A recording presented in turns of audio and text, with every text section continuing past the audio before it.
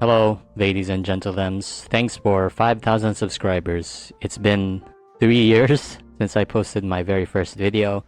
Thank you so much for all the subscribers. And those who keep watching, those who keep commenting, it really does help a lot. I'm just a person, and I really like when people interact with my content because it helps me have a more nuanced opinion on things. So just keep interacting. I really like when you guys interact. Don't be, silenced by anything if you think your take is bad or stuff like that. But yeah, I've asked you guys to ask me any question that you want. Current meta stuff, my experiences outside of HSR and gaming, what I had for dinner, some personal questions, anything. As long as it's within the reason that I don't get banned, of course. Let's get on with the first question. Do you think that Hoyo will break out of their path pattern sooner than later or ever? By that I mean that we will see characters with blast, single target erudition, preservation, damage dealer, etc. Well, yes, they've already kind of did it since day one. Now Zila obviously on the can is a single target character, but you do see her in pure fiction simply because her resurgence can trigger so much that she actually scales off the number of enemies. And then you have a bigger case of qingque. Qingque is a erudition character that actually scales well with single target because all of his hits get concentrated into the main target. We already have a hunt character that is good with AoE and an erudition that works well with single target. Now, we don't have a hunt character with a blast attack. I don't think that's gonna happen, but they're gonna make mechanics like Zila that do scale well with the number of enemies, I think. As for preservation damage dealer, that's very easy. A quick DPS is a pretty given thing at this point. Like, it would be a very missed opportunity if they don't ever design a quick damage dealer, so might as well say that's guaranteed in the future. What do you think is the most possible scenario for DOT teams in the future? Like, do you think that Hoyo will first release a dedicated support, another enabler, or maybe they will change the entire playstyle to make DOT more interesting to a broader audience? Like dot crit. As right now, the playstyle is unfortunately very much behind the follow-up attack, break, and hypercare teams. My take on this is, first, they're gonna have to make a DOT support that's actually dedicated to it. Ranmei is fine, but I feel like they're gonna make a support that is more niche to DOT. Like, for example, DOT damage plus 80% or something similar like that.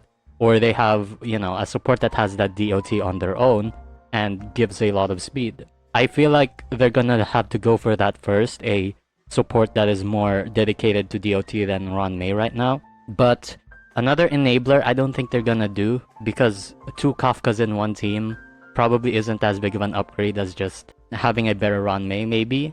Like, I see both happening first over the other. It's not completely impossible. I'm not really a fan of DOT crit because I don't think it's interesting enough. Sure, for a broader audience, they'd want to see more crits in DOT units because you have super break. Super break is scaling off your break effect. A crit team carry off your crit. DOT teams are very unique because they're so consistent. Either the enemy is broken or not, they're still gonna deal damage, and they only need attack. So I think that you're taking away something very interesting from DOT just to make them appeal to a broader audience, which I don't like. But I see the DOT crit happening sooner, honestly, rather than not happening at all.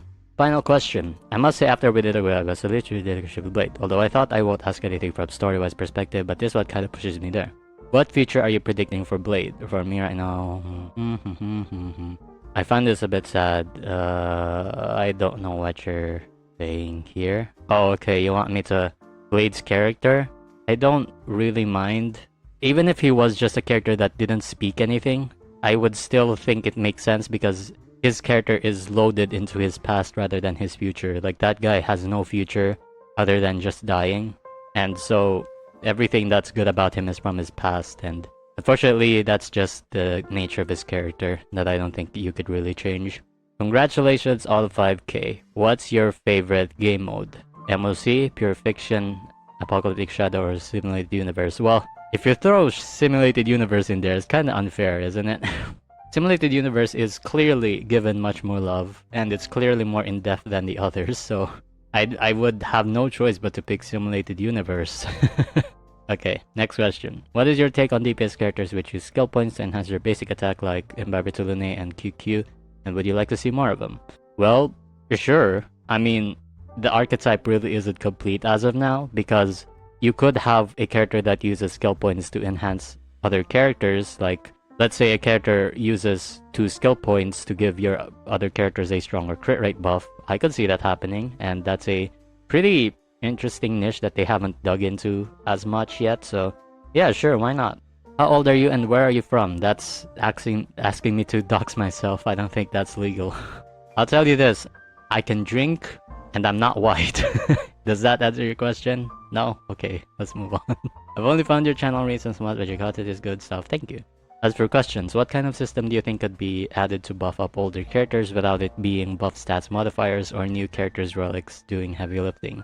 Well, you've kind of left me no choice but to answer new game modes to this thing. Basically, adding a new game mode to lift up certain useless archetypes, like for example, a game mode focused solely on doing mono sustain teams. I guess that could work. What kind of unit are you most looking forward to? HP, drain support. I feel like that's the most interesting one for me right now. Are there any characters you really like story-wise but really dislike gameplay, and why if so? I mean, it's not like I dislike a certain character. Like, okay, I guess the closest one would be Firefly, because I think Firefly's super break is so easy to do that I don't find it fun. Like, I guess, like, that's pretty much the closest that you're gonna get out of me. Like, dislike is a very strong word for me. I can't say I dislike her, but she's the closest one to a playstyle that I just don't vibe with. You have your own Discord server, I already answered this, or are willing to add people on it. Yeah, sorry man, I don't.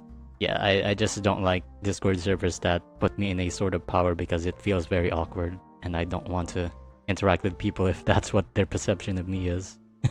What was it like for you 3 years ago? Oh god, I was just recording for fun, because I had a lot of friends that played the gacha game that I used to play, Opera Omnia, Final Fantasy. I decided, okay, I kind of want to get into this, and I got into it, and my content has transformed so much over that time. I can't really remember, honestly, how it was like 3 years ago for me, because I've went through so much transformations in my content. I think I was just a cookie cutter content creator at that point. Thoughts on ways new mechanics could be designed, like DOT crits, shield cash outs, summons, etc. What you would find interesting. Also, what do you think 5-star qingque could look like? Mbabe to Lune. As for your first question, DOT crits, shield cash outs, summons. Okay, I guess I'll go with DOT crits now. This is gonna be funny. So for DOT crits, your crit rate for a DOT crit archetype would be your effect hit rate. Does that sound fun? And the shield cash outs, like all I'm thinking is Quake. That's really all I'm thinking. For summons, the trash can event covered a lot of those that I find interesting enough. And I guess if I wanted an interesting summon, I guess it would be one that would play like Zato from Guilty Gear, if you guys know that. I would like a summon that plays so differently from the caster that it feels like you're playing 2 characters, and it has a, you know, kind of a min-maxing ceiling to it. I would be very interested in a Zato-like summon character. My question is a bit controversial. What do you make of the allegations that Hoyo makes darker skinned characters weaker? And if you were a person of color, what would your thoughts on it be? Well, coincidentally, I said I wasn't white, so I don't even live in a Western country. I'm really from the East, so I guess I am a person of color by your definition. So, what would your thoughts on Hoyoverse be? It really sucks, because I feel like darker skin color is a very good way to make your characters less boring to look at, because there's so many colors in the color palette that I think like just having more darker skin in general makes other characters much more interesting to look at than just, you know, a pale shade of white. They should make more darker skin characters, and I feel like they release so few darker characters. There's fewer good darker skin characters. Like if we look at the darker skin characters in Hoyo games, there's Kaya is pretty good. Dea right now is actually a good character now. Arlan sucks. Shinyan has an ish with Mualani, so I mean they're fine. The problem is, I guess, that there's no darker character that is just outright broken, whereas with white characters there are, but that's kind of the consequence of having less darker characters, I guess. Sorry for my English in advance. I'm super new to your channel and have a lot to catch up, and as someone who started playing HSR just because of this story, I'm trying to learn more about all the endgames and how to use my characters, and your videos are super helpful. Thank you. Also very unique. Thank you. Thank you. You don't have to answer. It's a dumb question. What is your favorite part of the story? Are you looking forward to any future lore updates? If so, what about? So my favorite part of the story so far is the Genius Society. I just like when they're on screen and it gets really heavy into the previous story. The lore, they deep dive a lot when the geniuses are always involved. You know, anything concerning the Genius Society is a win in my book. That's the most interesting that I find so far. It's very consistent on their part. Next question. Should put out that I'm still learning English. Okay. So for question, what archetype you prefer? What kind of new archetype would you like to see in the future, like summon, or if they be teased a bit with ornaments, remembrance, new type of hype carry, etc. Okay, so for your first question, I'm down with anything as long as it hasn't been done before. So remembrance, sure. New types of hypercarry, sure. Summons, sure. As long as it's new, I'm fine with it, and as long as it's interesting enough for me. And all of these are pretty interesting enough for me. I feel like they've done well enough. Obviously, there were some stumbles in the first versions because it was still developing, and I feel like they didn't know yet what they were gonna do. But now that they've had a good grasp on it, you could sort of predict the meta shifting, and you could sort of predict which one is meta or not, and they've done it in such a way where there's enough archetypes that are viable right now than their 1.0, because 1.0 was just pure hypercare and everything else sucked so hard. What do you think about all the 4 stars? More personal question because I'm almost a 4-star main, and I know that you played some, so I want to hear your global opinion if possible. All the 4 stars, that would have to be reserved to an entirely different video, my friend, so I can't answer that. But I think overall they've done a good job enough. Again, I made a video on this, but most 4 stars are actually good. It's just that people have soured perceptions on 4 stars because of the 1.0 4 stars, and it messes up the power level that people expect from them. What is your favorite forgotten DPSs and why? None of these. I mean, I guess from a design perspective, I very much respect Dan Heng because his optimization is apparently so hard to do that I respect that sort of design where you have to work a bit harder to get really good damage. I guess out of all of these, I respect Dan Heng the most. If you're familiar with Genshin, what kind of DPS units do we have currently that will survive future meta shifts? Probably not. I mean, it's a DPS unit, and that's very easy to power creep.